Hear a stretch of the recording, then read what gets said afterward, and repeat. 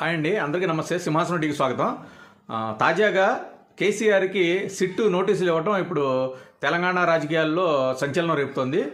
Phone tapping సంబంధించి phone tapping అనేది జనరల్గా ప్రభుత్వాలు చేస్తూ ఉంటాయి. అయితే అవి ఎందుకు చేస్తాయంటే ప్రభుత్వానికి అత్యంత ప్రమాదకరమైన వ్యక్తులు ఎవరన్నా ఉన్నారు అని భావిస్తే వాళ్ళ ఫోన్ని, అంటే నక్సలైట్లు, తీవ్రవాదులు, ఇట్లా యాంటీ సోషల్ ఎలిమెంట్స్, తీవ్రమైన నేరాలు చేసే వ్యక్తులు, ప్రభుత్వానికి ప్రజలకి తీవ్రమైన ముప్పుని ఏర్పరచగలిగే ఆలోచనలు ఉన్న వాళ్ళ ఫోన్లు మాత్రమే ట్యాప్ చేస్తారు. అయితే జనరల్గా ఏదో రాజకీయంగా ఉన్న ప్రత్యర్థుల్ని వాళ్ళ ఫోన్లు కూడా ట్యాప్ చేస్తూ ఉంటాయి ప్రభుత్వాలు. ఇది కామన్గా జరుగుతుంది. అయితే కేసీఆర్ ప్రభుత్వం మాత్రం, కేసీఆర్ ఆధ్వర్యంలో నడిచిన బీఆర్ఎస్ గవర్నమెంటు అసలు ఫోన్ ట్యాపింగ్ని ఎంత విచ్చలవిడిగా వాడేశారంటే, అసలు ఫోన్ ట్యాపింగ్ కోసమే కొన్ని చోట్ల పాయింట్లు పెట్టి మరీ ఫోన్ ట్యాపింగ్ చేశారు. ఏది రాజకీయ నాయకుల్ని, రియల్ ఎస్టేట్లని, హీరోయిన్ని, పొలిటికల్ లీడర్సు, వాళ్ళ ఫ్యామిలీసు, ఇట్లా ఇష్టం వచ్చినట్టు ఇచ్చేసి పారేశారు.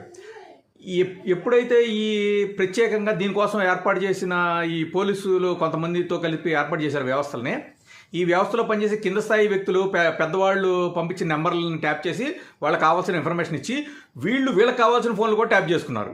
అంటే కానిస్టేబుల్, ఇట్లా చిన్న వాళ్ళు ఉంటారు కదా, అందులో పనిచేసిన వాళ్ళు, వీళ్ళందరూ వాళ్ళు ఇష్టపడిన ఆడవాళ్ళ ఫోన్ నెంబర్లు ట్యాప్ చేయటం, వాళ్ళు ఏం మాట్లాడుతున్నారు, ఏం చేస్తున్నారని చెప్పి వాళ్ళని బ్లాక్మెయిల్ చేయటం, వాళ్ళని లోపరుచుకోవటం, ఇట్లా చేశారు. దీనికి ఒక ఉదాహరణ చెప్తే, అసలు నేను ఈ వీడియో చేయడానికి మెయిన్ ముఖ్య కారణం అదే. మేము సీనియర్ జర్నలిస్టులు అందరం కలిసి ఒక ప్రభుత్వం దగ్గర ఒక 70 ఎకరాల ల్యాండ్ కొన్నాం 2008లో.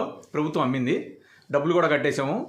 అయితే ఆ తర్వాత కొన్ని కోర్టుల కేసుల కారణంగా ఆగింది. తర్వాత కోర్టులోంచి కూడా కొంత తీర్పు వచ్చింది మాకు అనుకూలంగా.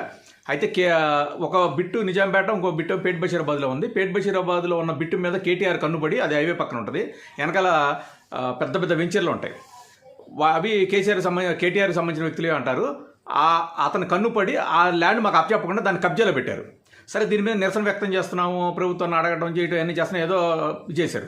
అయితే 2023 ఎన్నికలు జరుగుతున్నప్పుడు కేసీఆర్ సభలో వెళ్ళి నిరసన తెలుపుదాము, ప్లకార్డులు తీసుకుని చెప్పేసి మా వాళ్ళు కొంతమంది కార్లు వేసుకుని బయలుదేరారు, 2 కార్లలో.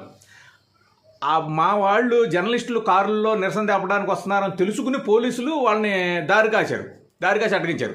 అంటే ఆఖరికి చిన్న జర్నలిస్టులు, ఏదో మా ల్యాండ్ కబ్జా అయింది, కొద్దిగా వినిపించండి రిక్వెస్ట్ చేయడానికి వచ్చిన చిన్న స్థాయి వ్యక్తుల ఫోన్లు కూడా ట్యాప్ చేశారంటే ఎంత దారుణమైన ట్యాపింగ్ జరిగిందో చూడండి. రేపు పొద్దున కేసీఆర్ విచారణ ఉంది, ఏం జరుగుతుందో చూద్దాం.